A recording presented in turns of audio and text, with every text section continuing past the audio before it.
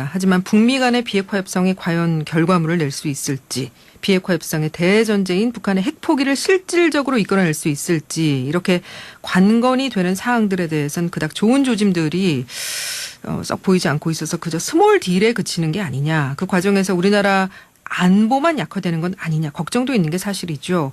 따라서 이 시점에서 우리는 북미 간 협상을 감성적으로만 바라볼 게 아니라 실질적으로 협상 내용을 좀 따져보고 결과에 따라서 필요하다면 북핵 정책을 전면 재검토해야 된다는 지적도 나오고 있습니다. 2차 북미 정상회담이 카운트다운에 들어간 시점 긴급 점검해보는 시간 가져보죠. 박휘락 국민대 정치대학원 교수와 이야기 나누겠습니다. 자, 교수님 안녕하십니까? 예, 안녕하세요. 네. 북한이 핵무기를 포기하지 않을 것이다. 많은 학자들 사이에서 전문가들 사이에서 이런 단정이 나옵니다. 어디에 근거를 두는 내용이라고 보십니까?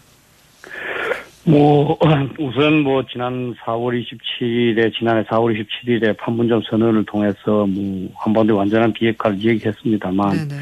지금까지 조치된 게 하나도 없습니다, 사실은. 그렇죠. 또 사실 부칸이 이제 핵무기를 개발한 것이 6.25 직후부터 시작해서 김일성의 이제 어떤 지시로 된 거거든요. 근데 사실 이 선대 이윤을 비핵화가 선대 이윤이라고 그랬습니다만 그 자체가 나중에 설명하겠습니다만 자신들의 개념에 의한 비핵화고요. 예. 선대 이윤을 거슬릴 수가 사실 없습니다.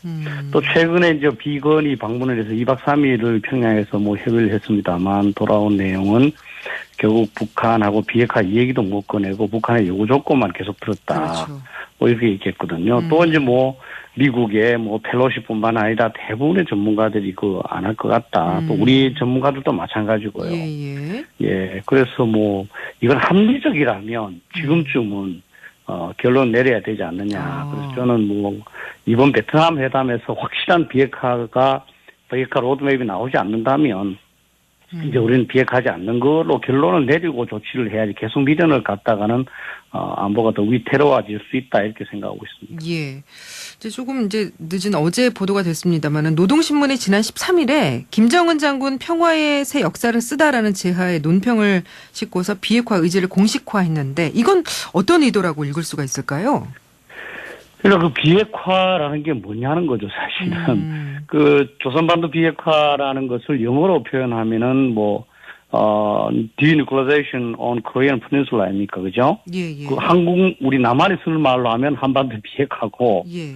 북한이 쓰는 말로 하면 조선반도 비핵화 아닙니까, 그죠? 그렇죠. 이 조선반도 비핵화는 김일성 시대부터 주장을 했는데, 그 핵심은 자신들의 핵무기 개발하지 않는다든지 이런 게 아니고, 예. 이 미국의 이제 해구산이 철거돼야 되는 거거든요. 네네. 그러기 위해서는 주한미군이 철수하고 한미동맹이 철폐돼야 된다. 그러니까 이 비핵화라는 말 속에 말을 쓰면서 북한은 계속 주한미군 철수, 한미동맹 철폐 이거를 위한 협상을 얘기하는 거고 예. 우리는 한반도에 핵무기 갖고 있는 게 북한밖에 없으니 한반도의 비핵화는 결국은 북한의 비핵화인가 이렇게 생각하는 거죠. 예. 그러니까 아마 북한은 그런 이중성을 알면서 잘 활용하고 있는 것 같습니다. 네. 실제로 지난 연두 기자회견에서 문재인 대통령이 한 외신 기자의 이 질문, 그러니까 이 한반도 비핵화의 의미를 무엇이라고 생각하십니까? 라는 질문에 그리 명쾌한 답을 하지 않았던 기억이 있거든요. 그러니까 우리 정부가 북한의 이런 의도를 알고도 제대로 국민들에게 알리지 않고 있다고도 볼 수가 있을까요? 예, 그렇죠. 정부에 있는 분들도 다 이제 북한 문제 상당히 이제 연구도 했고, 예. 또 본인이 아니라 하더라도 그런 사람들 이 어떤 보좌를 받지 않겠습니까? 그죠? 근데 아마 제 생각에는 이런 것 같아요.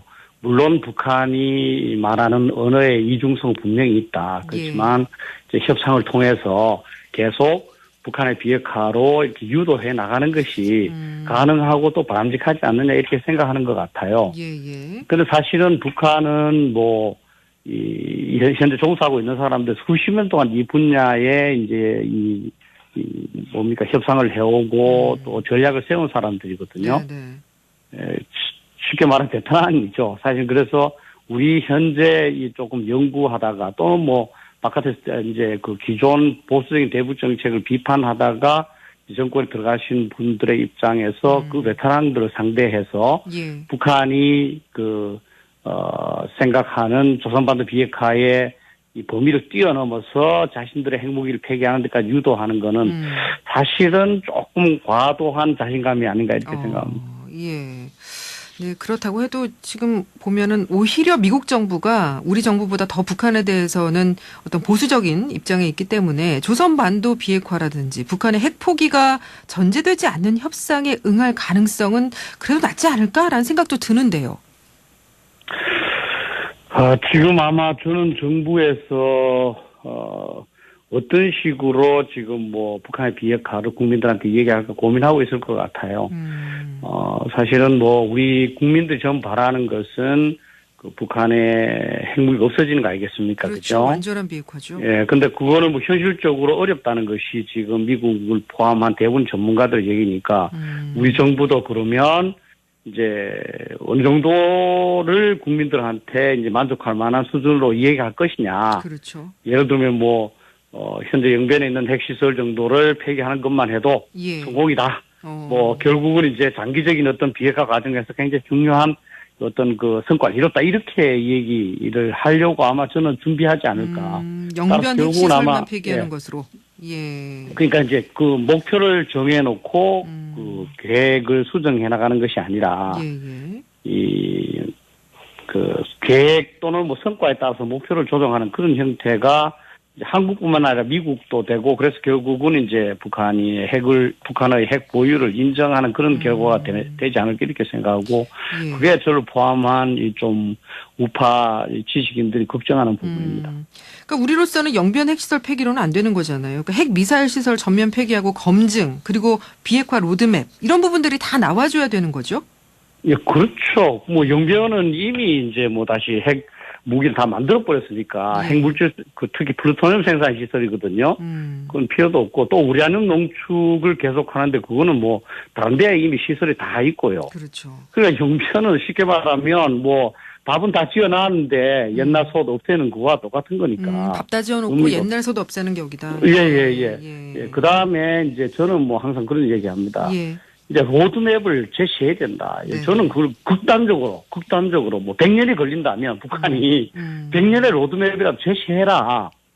우리가 예를 들어서 이제 뭐 개인 간에 식사할 때도 예를 들면 뭐 아주 빨리 만납시다. 또는 뭐 조만간 만나시면 의미가 없잖아요. 그죠? 네, 그렇죠. 예를 들어서 1년 후를 약속하다 며칠 날 몇 시에 어쩌 만나다 이게 나와야 되는 거거든요. 예. 그래서 저는 이번 회담에 대해서 또는 뭐 이후에도 우리 정부가 북한한테 하여튼 북한 로드맵을 어떻게 언제 비핵화할 것인지 여기에 대한 대체적인 방향이라도 제시 받아야 되지 않는가 이렇게 생각합니다. 예. 그러고 나서 뭐 금강산 관광이라든지 개성공단 재개와 같은 일부 제재가 논의가 돼야 된다라는 말씀이십니다. 예. 이 종전선언 관련해서도 이번에 합의가 이루어질 수 있다는 관측이 나옵니다만은 종전선언이 우리에게 기회일 수도 있고 독이 될 수 있다는 분석이 함께 나오는데 교수님께서는 어떻게 분석하고 계세요? 저는 뭐 사실 이제 뭐 리스크하고 기회 두 가지 측면에서 분석을 했습니다만 이제 사실은 종전선언은 이제 북한이 어떤 의도를 갖고 이걸 추구하느냐에 따라 달라지지 않겠습니까? 그죠? 진정모 평화를 위한다면 뭐 안 할 것도 없죠. 그렇지 않습니까? 그러나 우리가 지금까지 북한의 행태를 봤을 때는 어떤 숨겨진 의도가 있고 그것은 결국 유엔사 해체 주한미군 철수가 아닌가. 왜냐하면 전쟁이 끝났다고 선언하게 되면 유엔사가 계속 있을 수는 없잖아요. 사실 1975년도에 북한을 중심으로 한 공산주의 국가가 유엔에다가 이거 해체하자 이렇게 해서 통과를 했습니다. 그때도 우리도 또 다른 결의안을 내서 이 시기상조다 아직 그런 여건이 안 됐다 이렇게 해서 유예했을 뿐이거든요. 그러면 이번에 종전이 됐다고 미국과 북한이 다 선언을 했다면 유엔에 가서 그런데도 이 유엔사가 있다는 게 말이 되느냐 하면 없어질 가능성이 높죠. 그리고 유엔사가 없어지면 이제 주한미군의 주둔 근거도 동일하게 약해지는 거거든요. 물론 뭐 우리 한미가 합의할 수 있다고 그러지만 이제 과거 유엔의 이름으로 있을 때 하고 미국의 또는 뭐 한국의 필요성에 의해서 있는가 좀 그 권위가 다르지 않습니까? 그죠?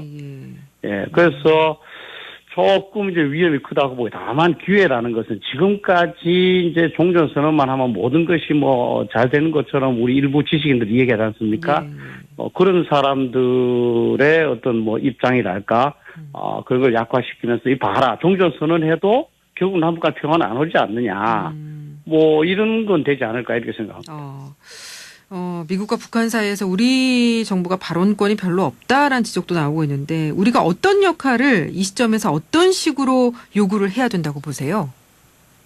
그 인간관계도 사실은 마찬가지입니다만 여기 뭐 아나운서께서도 예를 들어서 본인의 문제를 다른 사람들이 해결할 때는 결국 불안하잖아요, 그죠? 내 일을 다른 사람들이 결정해 버리니까. 그렇죠. 예. 그러니까 사실은 제 어떤 대리인이 나갔을 때 그 사람이 내하고 거의 일체가 돼야 되거든요. 네네. 내 일을 잘 알고 내 입장을 대변하고 뭐 이렇게 돼야 되는데 그 사람이 자기 멋대로 해버리면 우리가 좀 손해볼 가능성이 높죠. 예. 그래서 미국하고 확실한 공조가 이렇게 됐을 때는 현재의 뭐 이런 협상도 문제가 없는데 지금은 그렇지 않은 것 같고 특히 트럼프 대통령은 이 한국 이익보다는 자기의 이익을 중시하지 않습니까? 그죠? 네. 그러다 보니까 미국 입장에서 북한과 어떤 그 딜을 할 가능성이 굉장히 높은 거죠. 그래서 저는 뭐 한미 공조가 가장 중요하고 그를 위해서는 우리가 북한에 대해서 취하는 정책도 미국한테 적극적으로 알려줘야 됩니다. 예. 그러고 나서 미국한테도 너가 북한에 대해서 어떻게 하려고 그러느냐. 같이 하자. 이렇게 돼야 되는 거고요. 예. 또 두 번째는 우리가 너무 이렇게 미국한테만 뭐 핵 문제를 맡길 것이 아니라 우리가 예를 들어서 남북 대화를 할 때도 우리도 이제 핵에 직접적인 위협을 받기 때문에 너 비핵화 빨리 해라. 우리가 하면 이러이러한 걸 제공하겠다. 그래서 우리도 동시에 북한하고 핵 문제를 저는 협상해야 된다고 봅니다. 예. 그런데 만약 북한이 이번 회담에서 핵무기 폐기를 위한 확실한 약속이라든지 로드맵을 제시하지 않는다면 우리의 대북 정책 또는 대북 핵 정책을 전면 재검토해야 된다라는 말씀하셨습니다. 어떤 방향으로 재검토해야 된다고 보시는 겁니까? 예, 우선 이제 참 이 판단하기 그런데 미련이라는 게 있지 않습니까? 그죠? 예를 들어서 아나운서께서도 참 이제 어떤 사람과 관계를 가질 때 그 사람이 조금 속이고 거짓말 한다는 걸 알면서도 그래도 조금 또 미련이 있지 않습니까? 그죠? 그렇게 하다가 결국은 이제 어느 정도 선에서 진짜 그 결정적 피해를 입을 수 있는데요. 뭐 북한의 비핵화 의지를 100% 뭐 없다. 이렇게 단정할 수 있는 시점 쉽지는 않을 겁니다. 그죠? 예. 그러나 이제는 1년쯤 지나서 아무 조치도 없고 이제 이번 베트남 회담에서도 아무 그 약속이 없다면 이제는 조금 미련을 버리고 결정을 해야 된다. 북한이 핵무기를 포기하지 않으려고 하는구나. 그러면 핵무기를 포기하지 않는다면 방금 간단하죠. 그러면 북한이 핵무기를 갖고 있다 하더라도 사용하지 못하도록 그걸 억제라고 그러는데요. 사용하면 그냥 혼난다. 완전 패망한다. 이런 인상을 줘야 되고요. 또 하나는 마지막 뭐 예를 들어서 극단적인 상황에서 북한이 핵미사일을 사용한다 하더라도 그로부터 우리 국가 국민을 보호할 수 있는 방어책을 구비해야 되는 거죠. 뭐 탄도미사일 방어라든지 뭐 지난 정권에서 많이 얘기했습니다만 뭐 삼축체계 있지 않습니까? 그렇게 해서 선제 타격을 하고 그다음에 뭐 우리가 갖고 있는 재래식 전력으로도 응징보복하겠다는 것을 북한한테 알리고 또 저는 심지어는 뭐 이 북한의 핵무기가 터졌을 때 국민들의 생존을 보장하기 위한 그 어떤 대피소 구축과 같은 그 민방위 조치도 강구해야 된다고 봅니다. 왜냐하면 국가안보는 도박할 수 없는 거거든요. 그래서 뭐 사실 냉전 시대 때 유럽이나 미국, 소련도 다 이렇게 민방위 시설까지 다 했습니다. 왜냐하면 뭐 누구도 국가안보를 100% 자신할 수는 없잖아요. 그죠? 이제는 저는 교과서에 있는 대로 핵에 대해서 철저한 대비를 강구해야 된다 이렇게 생각합니다. 원칙적으로 해결해야 된다라는 말씀 알겠습니다. 오늘까지 여기까지 말씀 듣겠습니다. 고맙습니다. 예. 네, 지금까지 박휘락 국민대 정치대학원 교수였습니다.